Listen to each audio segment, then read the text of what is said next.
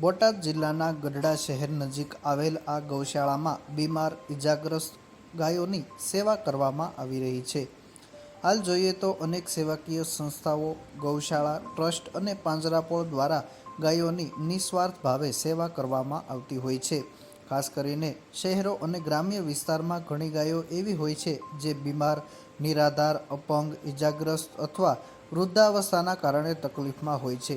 આવી ગાયોને આશ્રય અને સારવાર આપવા માટે ગૌશાળાઓ મહત્વપૂર્ણ ભૂમિકા ભજવે છે। અહીં ગાયોને માત્ર ખોરાક અને પાણી જ નહીં પરંતુ તેમને યોગ્ય દવાઓ, રહેવા માટેની વ્યવસ્થા અને સાર સંભાળ પણ રોજના માટે યોગ્ય રીતે રાખવામાં આવે છે।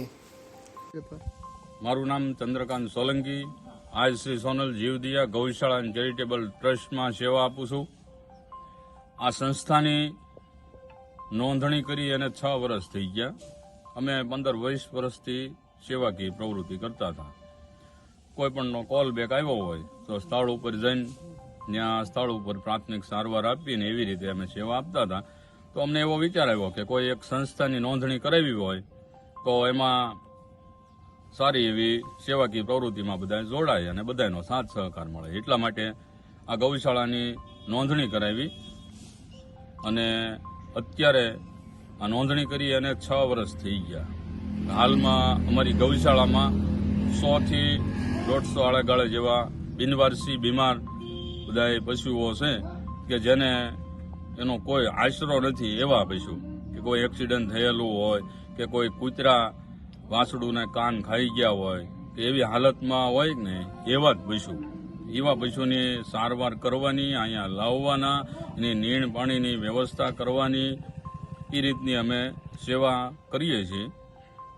દિવસ દરમિયાન કેવી રીતે સાર સંભાળ રાખો છો પશુઓની? દિવસ દરમિયાન માની લો બીમાર પશુ હોય તો એને ડોક્ટર બોલાવીને એની જે કાંઈ સારવાર, બાટલા કે કાંઈ પ્રાથમિક સારવારની જરૂર હોય ડોક્ટરને બોલાવીને સાથે રાખીને સારવાર કરવી છીએ। પછી પશુઓ ઝાઝા હોય તો એનું નીણ ને વાસીદું કરવાનું, એના માણસો રાખેલા છે, એ વાસીદું ને એવું થઈ જાય એટલે માણસો સમયે નીણ પાણી એ બધી વ્યવસ્થા કરેલી છે માણસો રાખી।